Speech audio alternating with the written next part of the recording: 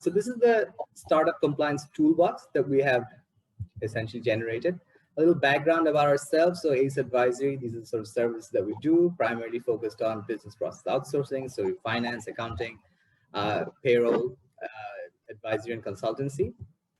We actually recently became member of Anderson Global in Bangladesh. So just a short slide on that. We'll move forward into, I think Mitra has already given a very illustrative background to my past. So we'll move on to the actual presentation at hand.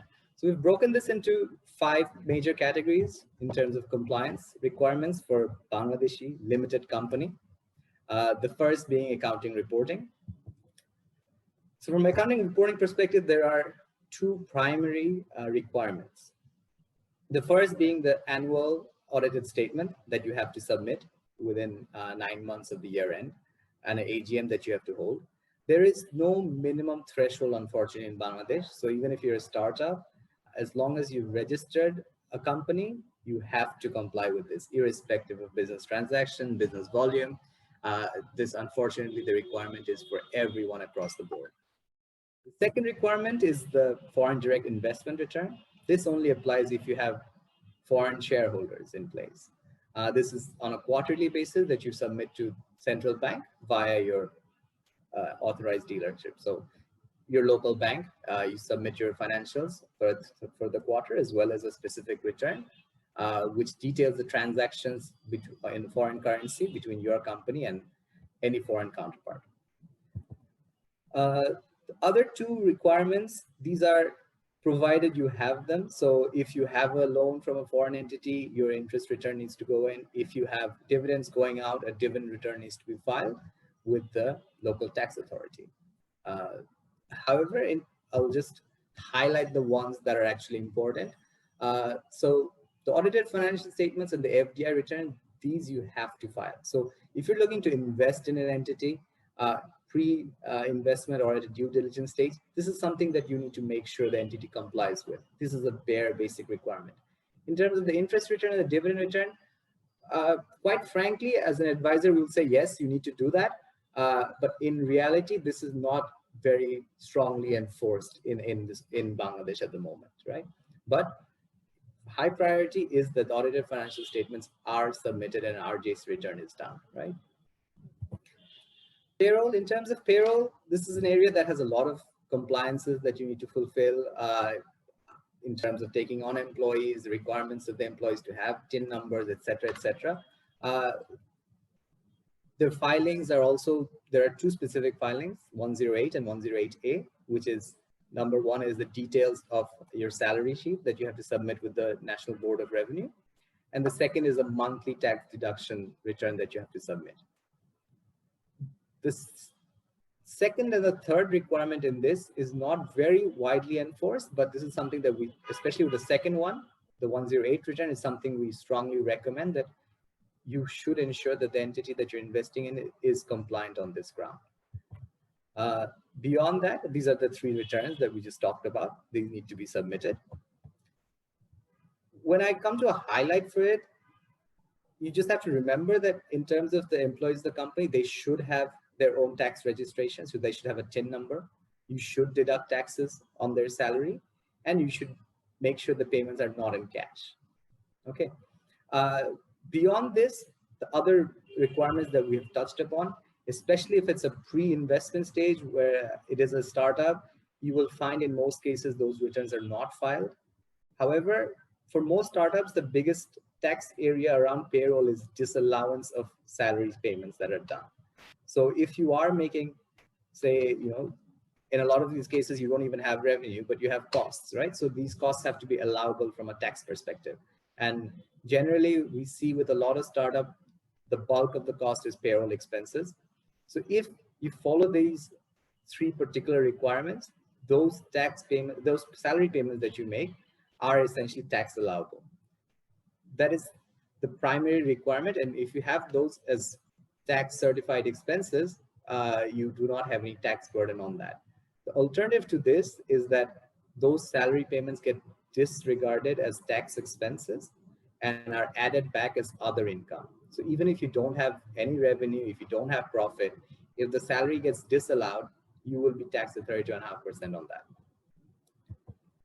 Moving to direct tax compliance. So income tax, there are requirements for multiple returns, to be honest. So the first and foremost is any payment that you make. So from your expense side, any payment that you make, you have to deduct tax at source. So if you have a consultant and you need to make a payment to that consultant, you are meant to deduct 10% from that.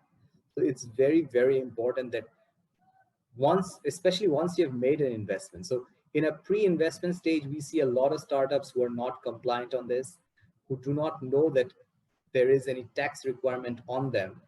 The most common line we hear, to be honest, is that we don't have profit, we don't have revenue, why do we have to care about tax compliance, right?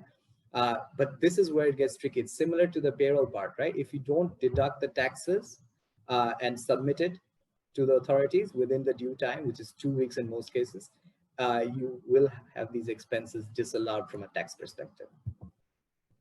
Then you come to the returns that you need to file. So these are the 3 returns. The first is a monthly TDS return. The second is a half yearly return. And the third one is the corporate tax return. So the first 2 on this scale is essentially reporting the deductions you made on your payments.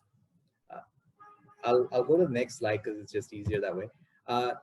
Again, in terms of deductions, the returns that you have to file are not necessarily widely enforced by tax authorities. So the monthly return, if you are investing in a startup and they're not filing their monthly return, it's probably not a big cause of concern.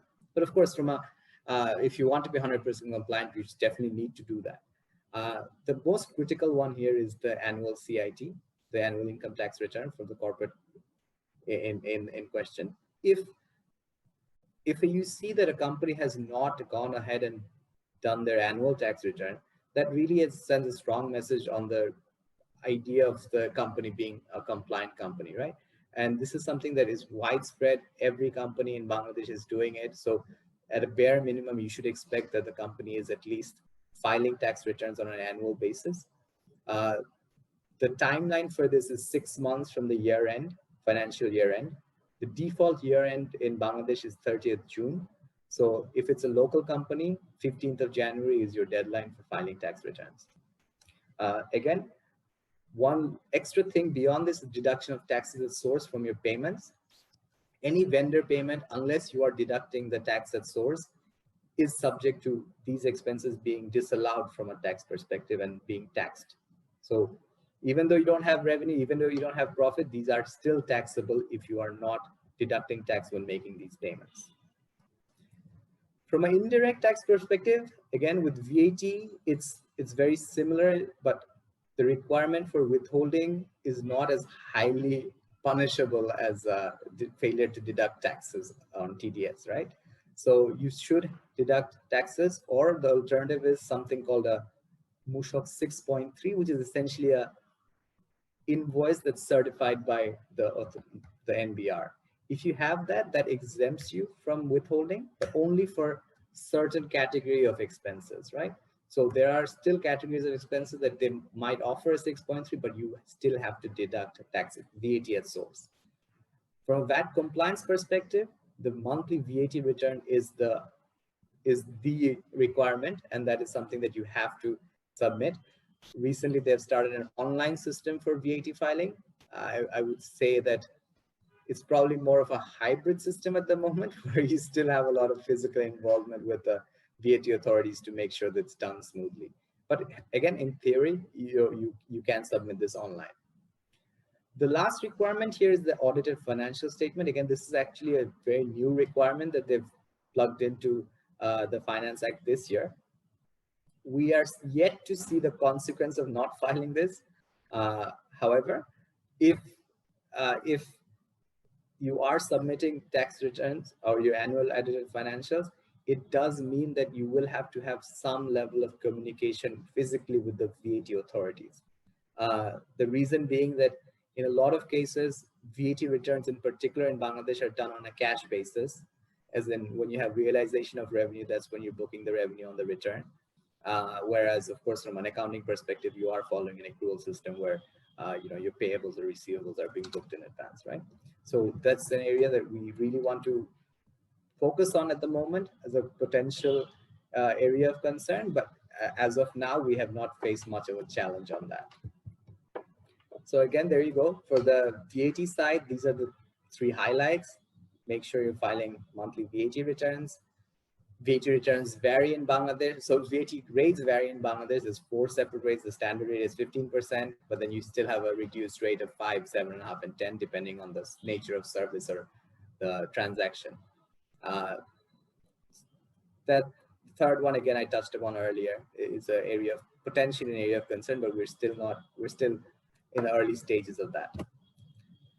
From a company's secretarial perspective, compliance ranges from quarterly board meetings that's prescribed by Companies Act in Bangladesh.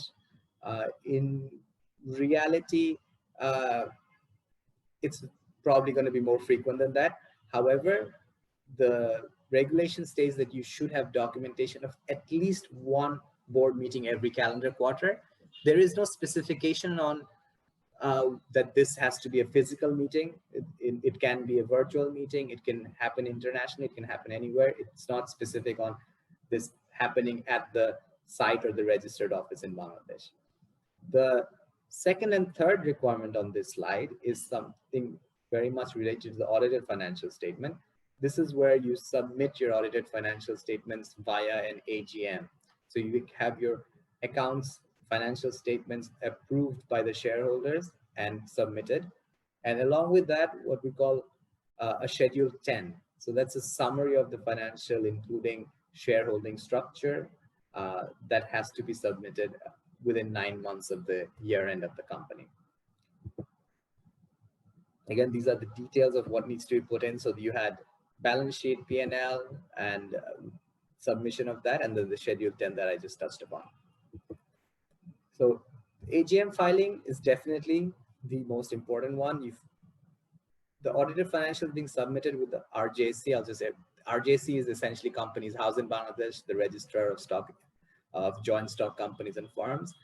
They are the custodian of company records. If this is not filed, any further action within RJC is not possible. So unless you are compliant on the RJC requirements of your AGM filing, you will not be able to issue shares, you will not be able to transfer directors, you will not be able to change location, so on and so forth, or even change memorandums. So you need to make sure that you're compliant on this ground.